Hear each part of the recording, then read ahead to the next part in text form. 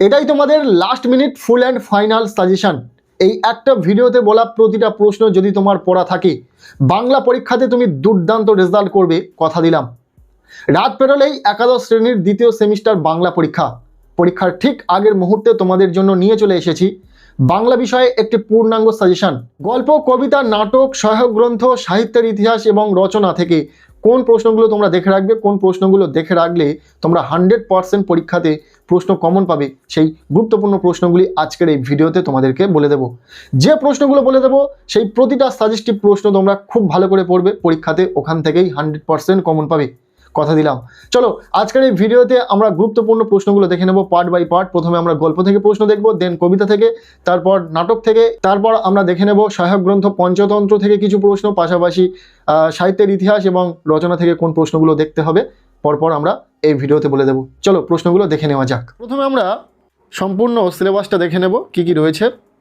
গল্প থেকে পরীক্ষাতে দুটি প্রশ্ন আসবে, একটি প্রশ্নের উত্তর লিখতে হবে 5 নম্বর। দুটি গল্প রয়েছে, ছুটি ও তেলেনাপোতা আবিষ্কার। কবিতা রয়েছে 3টি, ভাব সম্মিলন, লালন শাহ ফকিরের গান, নুন। এই 3টি কবিতার মধ্যে থেকে দুটি কবিতা থেকে দুটি প্রশ্ন আসবে, যে কোনো একটি প্রশ্নের উত্তর লিখতে হবে, প্রশ্নের মান 5। এরপর নাটক রয়েছে একটি মাত্র নাটক, আগুন। এই আগুন নাটক থেকে পরীক্ষাতে দুটি প্রশ্ন আসবে, একটি প্রশ্নের উত্তর লিখতে হবে, প্রশ্নের মান 5। এরপর পূর্ণাঙ্গ সহায়ক গ্রন্থ যেটা রয়েছে পঞ্চতন্ত্র, এই পঞ্চতন্ত্র থেকে পরীক্ষাতে 4টি প্রশ্ন আসবে, যে কোনো দুটি প্রশ্নের উত্তর লিখতে হবে, প্রতিটি প্রশ্নের মান 5 নম্বর করে, টোটাল 10। এই পঞ্চতন্ত্রের 4টি গদ্য রয়েছে, আমরা প্রতিটা ক্ষেত্রে 3-4টি করে প্রশ্ন দেখে নেব। এরপর বাংলা শিল্প, সাহিত্য ও সংস্কৃতির ইতিহাস থেকে পরীক্ষাতে দুটি প্রশ্ন আসবে, একটি প্রশ্নের উত্তর লিখতে হবে, প্রশ্নের মান 5। এবং রয়েছে প্রবন্ধ রচনা, যেখান থেকে পরীক্ষাতে 10 নম্বর থাকবে। প্রবন্ধ রচনার দুটি বিষয় পরীক্ষাতে থাকবে, একটি লিখতে হবে, মানস মানচিত্র থাকবে এবং বিতর্কমূলক প্রবন্ধ রচনা থাকবে।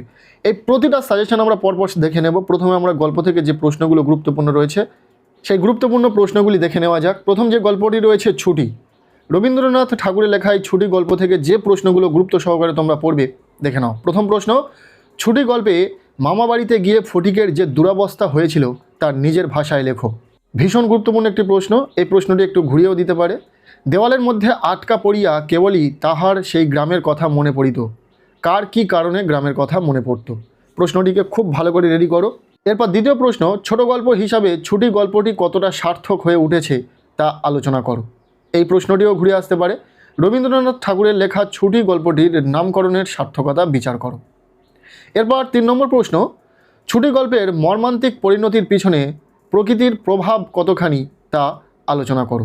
এরপর 4 নম্বর প্রশ্ন, ফটিক নিষ্ফল আক্রোশে হাত পা ছুঁড়িতে লাগিল, ফটিকের এরূপ অবস্থার কারণ কি ব্যাখ্যা করো। ভীষণ গুরুত্বপূর্ণ প্রশ্ন। এই প্রশ্নগুলির মধ্যে থেকে যদি কোনো প্রশ্ন এখনও পর্যন্ত তোমার না পড়া থেকে থাকে তাহলে ঝটপট পড়ে নাও, সময় হাতে খুবই অল্প। এরপর 5 নম্বর প্রশ্ন, ফের মিথ্যা কথা বলছিস, বক্তাকে এবং কাকে উদ্দেশ্য করে সে কি মিথ্যা কথা বলছিল, প্রকৃত সত্যই বা কী। এরপর 6 নম্বর প্রশ্ন, ছুটি গল্প থেকে এটাই শেষ প্রশ্ন, কেন বাপু পরের ছেলেকে নিয়ে কেন এ কর্মভোগ, দাও ওকে বাড়ি পাঠিয়ে দাও। এখানে কর্মভোগ বলতে কি বোঝানো হয়েছে, এই বক্তব্যের পরিপ্রেক্ষিতে বক্তার চরিত্রের পরিচয় দাও। ছুটি গল্প থেকে এই গুরুত্বপূর্ণ 6টি প্রশ্ন খুব ভালো করে পড়ো, এখান থেকেই পরীক্ষাতে প্রশ্ন কমন এসে যাবে।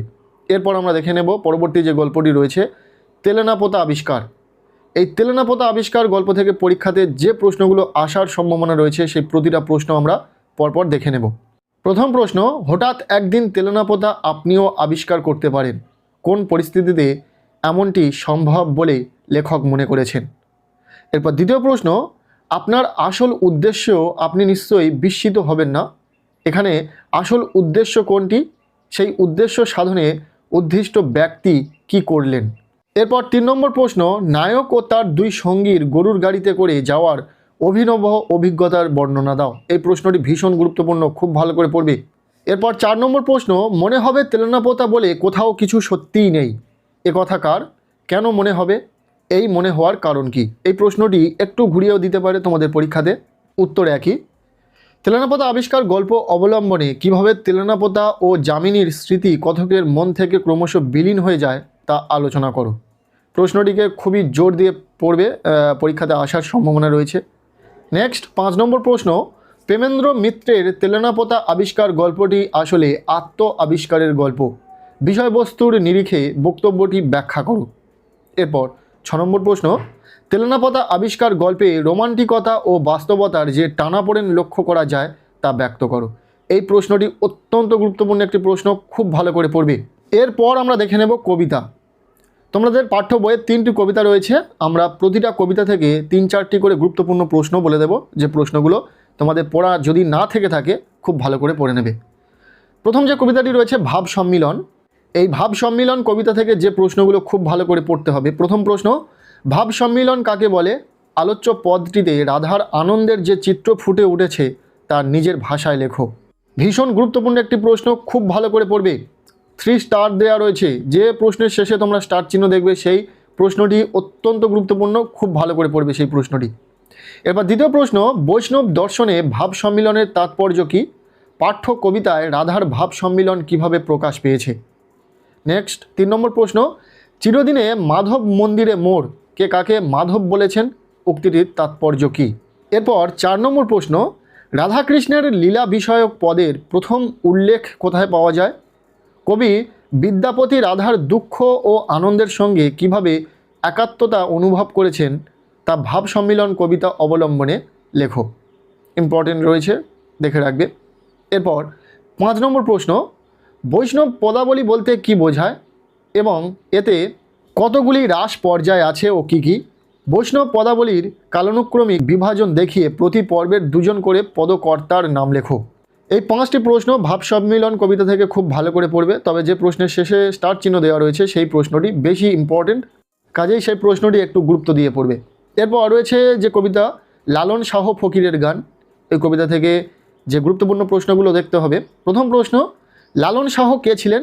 পাঠ্য লালন গীতিকা অবলম্বনে মূল বিষয়টি ব্যাখ্যা করো। দ্বিতীয় প্রশ্ন, লালন শাহ ফকিরের গান এই রচনাটিতে লালন শাহের কবি প্রতিভার যে পরিচয় পাওয়া যায় তার মূল্যায়ন করো। ভীষণ ইম্পর্টেন্ট প্রশ্ন, খুব ভালো করে পড়বে। এরপর 3 নম্বর প্রশ্ন, বাউল কাদের বলা হয়? লালন ফকিরের বাউল সাধন দর্শন সম্বন্ধে যা জানো লেখো। 4 নম্বর প্রশ্ন অর্থাৎ শেষ প্রশ্ন এই কবিতা থেকে, মানুষ ভোজলে সোনার মানুষ হবি, কবিতাটি একটি মনুষ্যত্বের কবিতা, বিচার করো। এরপর রয়েছে পরবর্তী কবিতা নুন। এই নুন কবিতা থেকে পরীক্ষাতে যে প্রশ্নগুলো আসার সম্ভাবনা রয়েছে সে প্রতিটা প্রশ্ন আমরা পরপর দেখে নেব। প্রথম প্রশ্ন, নুন কবিতার শিল্প সার্থকতা আলোচনা করো। এই প্রশ্নটি বিভিন্নভাবে ঘুরিয়ে আসতে পারে, যেমন নুন কবিতায় জয় গোস্বামীর আঙ্গিক নির্মাণ কৌশলের কৃতিত্বর আলোচনা করো। আর এইভাবেও আসতে পারে নুন কবিতার নামকরণের সার্থকতা কী। প্রশ্নটির উত্তর কিন্তু একই, খুব ভালো করে পড়ে নেবে। এরপর দ্বিতীয় প্রশ্ন, নুন কবিতাটি কার লেখা এবং কোন কাব্যগ্রন্থের অন্তর্গত? এই কবিতায় শ্রেণী বৈষম্যের চিত্র কিভাবে ফুটে উঠেছে? ইম্পর্টেন্ট রয়েছে, খুব ভালো করে পড়বে। এরপর 3 নম্বর প্রশ্ন, আমরা তো অল্পে খুশি মানুষদের জীবন যন্ত্রণার যে ছবি নুন কবিতায় ফুটে উঠেছে তার পরিচয় দাও।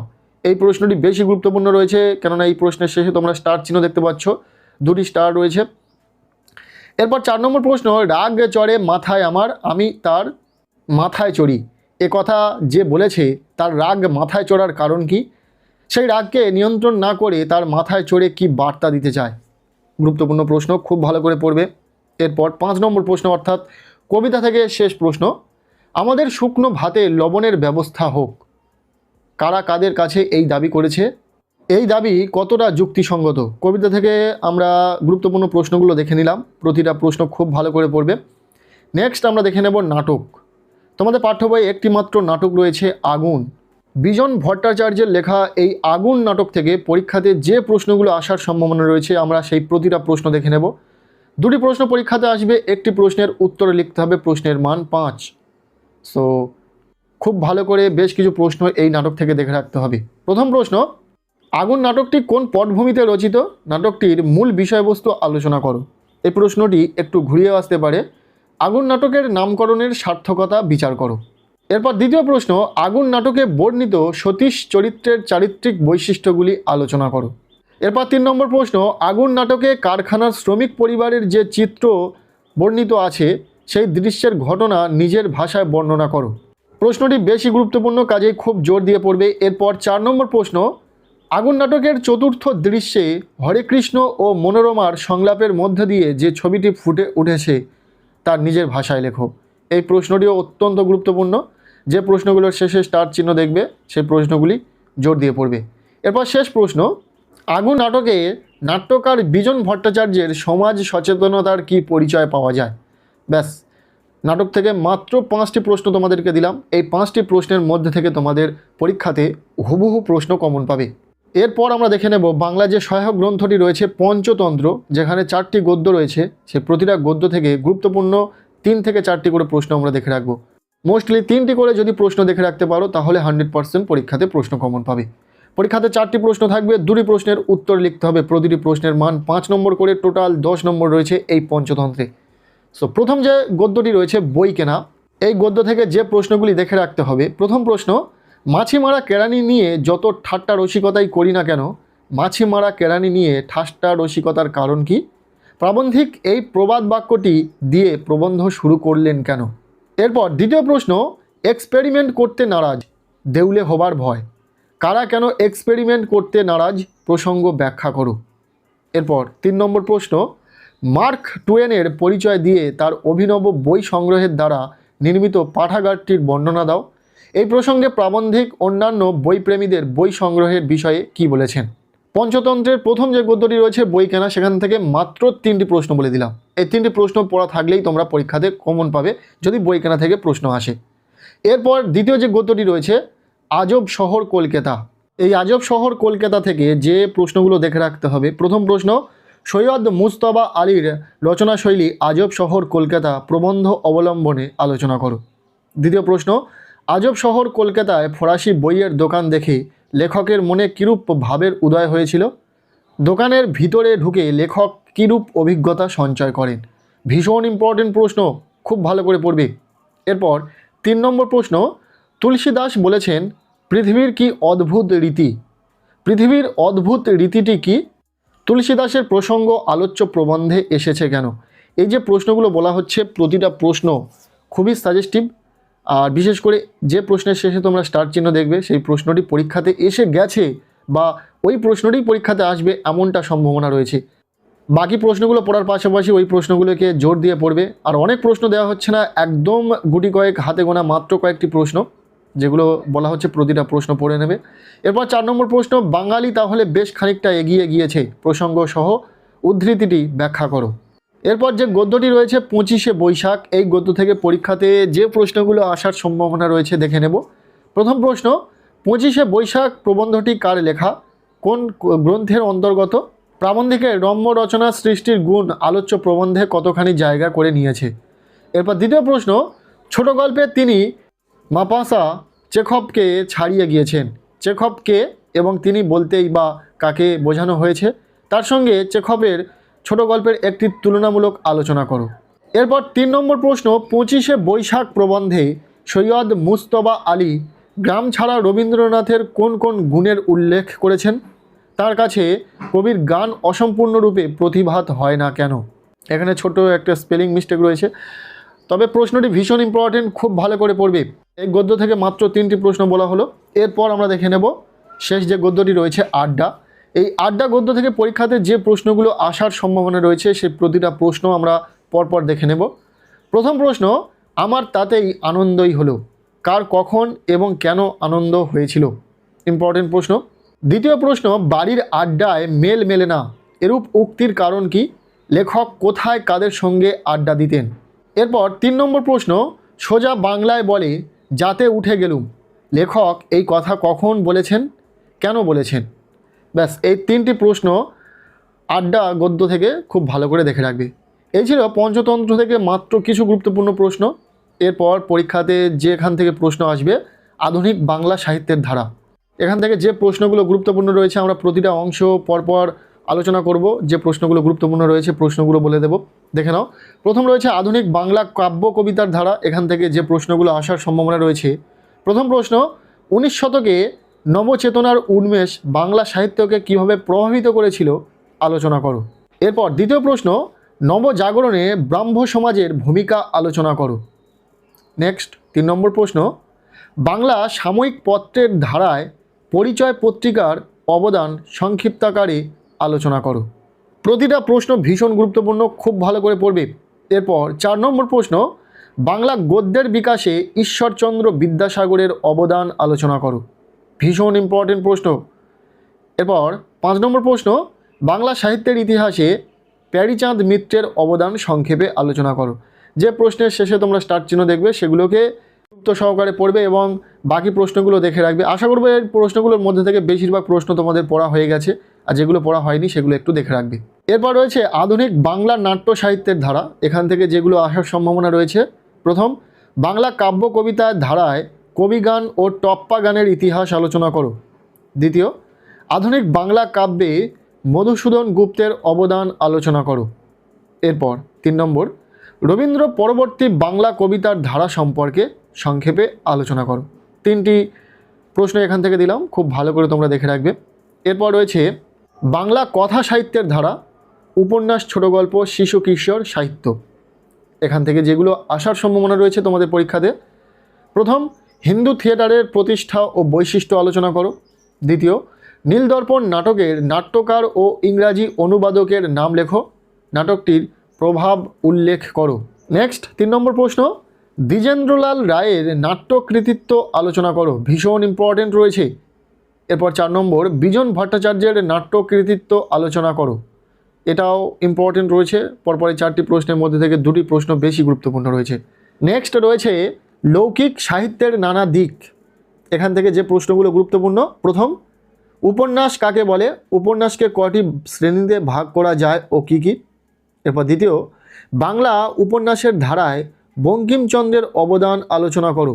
এরপর যে অংশটি রয়েছে লোক সংস্কৃতি, লৌকিক সাহিত্য, যে প্রশ্নগুলো আসার সম্ভাবনা রয়েছে আমরা পরপর দেখে নেব।